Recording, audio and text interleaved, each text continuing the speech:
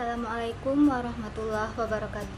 Perkenalkan, nama saya Raudatul Hikmah dari kelas 1C Prodi Hukum Keluarga Fakultas Syariah dan Hukum UIN Suska Riau.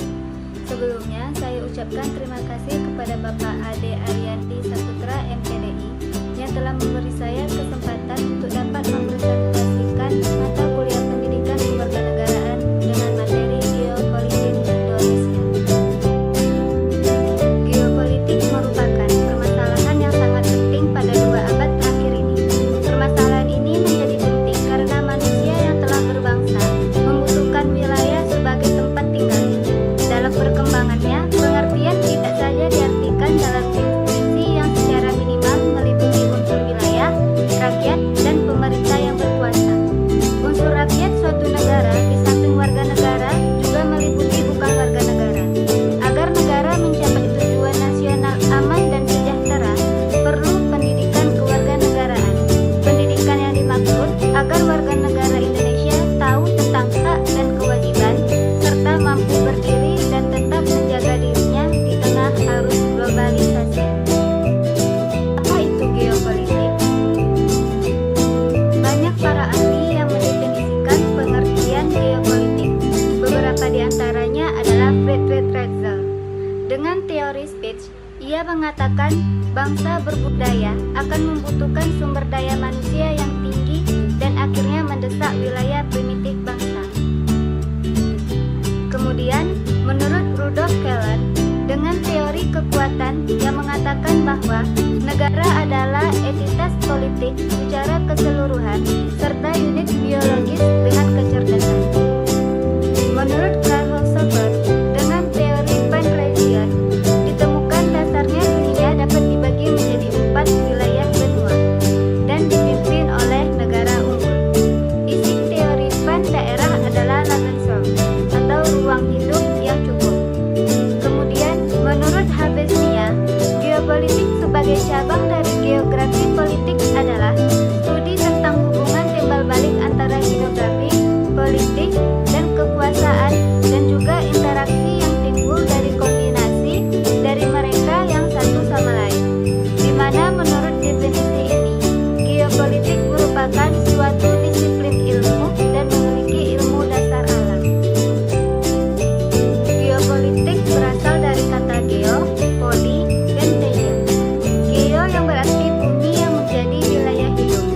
Poli, kesatuan masyarakat yang berdiri sendiri.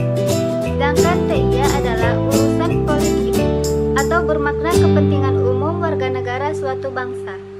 Jadi, geopolitik adalah ilmu penyelenggaraan negara yang setiap kebijakannya dikaitkan dengan masalah geografi wilayah atau tempat tinggal suatu bangsa. Geopolitik bisa juga disebut dengan wawasan Nusantara. Wawasan Nusantara sebagai landasan geopolitik. Wawasan Nusantara adalah cara pandang atau sikap bangsa Indonesia terhadap diri sendiri, lingkungan dengan mengutamakan persatuan dan kesatuan wilayah Indonesia dalam penyelenggaraan kehidupan bermasyarakat, berbangsa, dan bernegara yang bersumber dari Pancasila dan Undang-Undang Dasar Republik Indonesia tahun 1945. Perwujudan Kepulauan Nusantara sebagai kesatuan politik di antaranya: 1. Keutuhan wilayah beserta isi dan kekayaannya adalah satu kesatuan wilayah, wadah, ruang hidup, dan kesatuan mitra seluruh bangsa, serta menjadi modal dan milik bersama dalam bangsa Indonesia. 2. Bangsa Indonesia terdiri dari suku, agama, ras, dan adat istiadat yang berbeda yang percaya kepada Tuhan Yang Maha Esa, merupakan satu kesatuan bangsa yang bulat dalam arti seluas-luasnya. 3.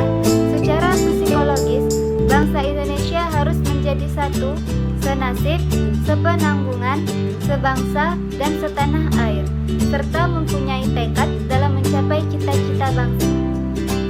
4. Pancasila adalah satu-satunya falsafah serta ideologi bangsa dan negara yang melandasi, membimbing, dan mengarahkan bangsa menuju tujuannya. 5. Kehidupan politik di seluruh wilayah Nusantara merupakan satu kesatuan politik yang diselenggarakan ditegakkan berdasarkan Pancasila dan Undang-Undang Dasar Republik Indonesia tahun 1945. 6. Seluruh Kepulauan Nusantara merupakan kesatuan hukum, dalam arti bahwa hanya ada satu hukum yang berlaku dan mengabdi demi kepentingan nasional.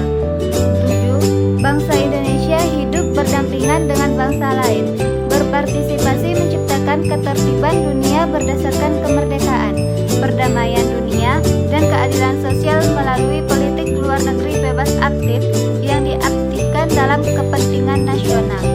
Unsur-unsur geopolitik. Unsur-unsur geopolitik ada 3. Pertama, adanya wadah. Wadah kehidupan bermasyarakat, berbangsa, dan bernegara meliputi seluruh wilayah Indonesia yang memiliki kekayaan alam dan penduduk dengan aneka ragam budaya. Setelah menegara dalam Negara Kesatuan Republik Indonesia, bangsa Indonesia memiliki organisasi kenegaraan yang merupakan wadah berbagai kegiatan bernegaraan dalam wujud suprastruktur politik. Sementara itu, wadah dalam kehidupan bermasyarakat adalah sebagai lembaga dalam wujud infrastruktur politik. Kedua, isi. Isi adalah aspirasi bangsa yang berkembang di masyarakat dan cita-cita serta tujuan nasional yang terdapat dalam pembukaan Undang-Undang Dasar 1945 untuk mencapai aspirasi yang berkembang di masyarakat maupun cita-cita dan tujuan nasional seperti tersebut di atas. Bangsa Indonesia harus mampu menciptakan persatuan dan kesatuan dalam kebinekaan dalam kehidupan nasional.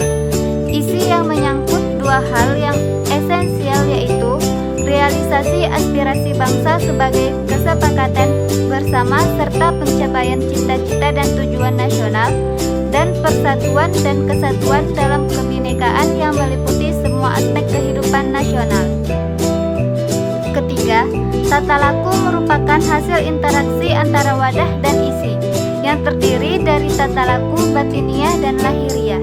Tata laku batiniah mencerminkan jiwa, semangat, dan mentalitas yang baik dari bangsa Indonesia. Sedangkan tata laku lahiriah mencerminkan dalam tindakan, perbuatan, dan perilaku bangsa Indonesia. Kedua hal tersebut akan mencerminkan identitas jati diri atau kepribadian bangsa Indonesia berdasarkan kekeluargaan dan kebersamaan yang memiliki rasa bangga dan cinta kepada bangsa dan tanah air, sehingga menumbuhkan nasionalisme yang tinggi dalam semua aspek kehidupan nasional. Penerapan geopolitik Indonesia.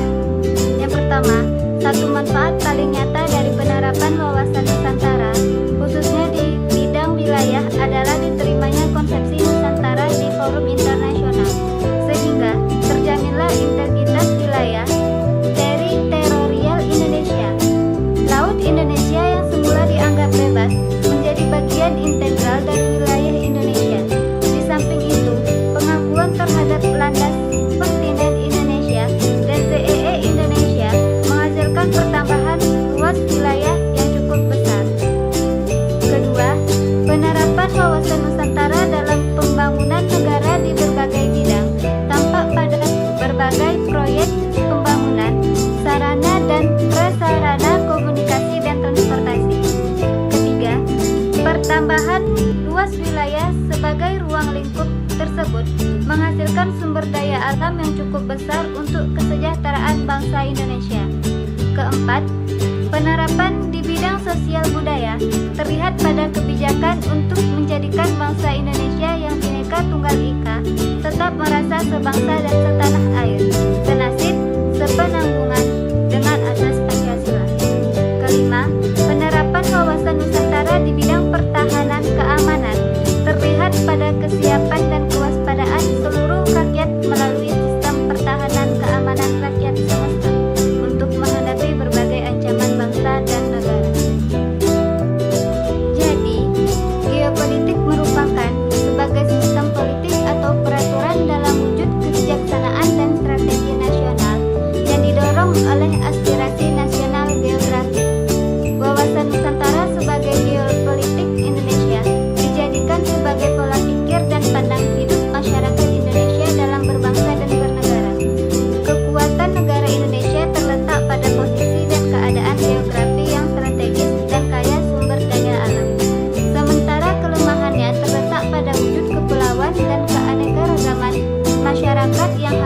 mempersatukan dalam satu bangsa dan satu tanah air, sebagaimana telah diperjuangkan oleh para pendiri negara ini dan diikrarkan dalam sebuah sumpah pemuda. Sehingga pandangan geopolitik bangsa harus didasarkan pada nilai-nilai Pancasila yang luhur dengan jelas dan tegas tertuang di dalam pembukaan Undang-Undang Dasar 1945 agar tercipta suatu persatuan dan kesatuan negara Indonesia. Sarannya adalah konsep geopolitik ini hendaknya terus diterapkan dan dikembangkan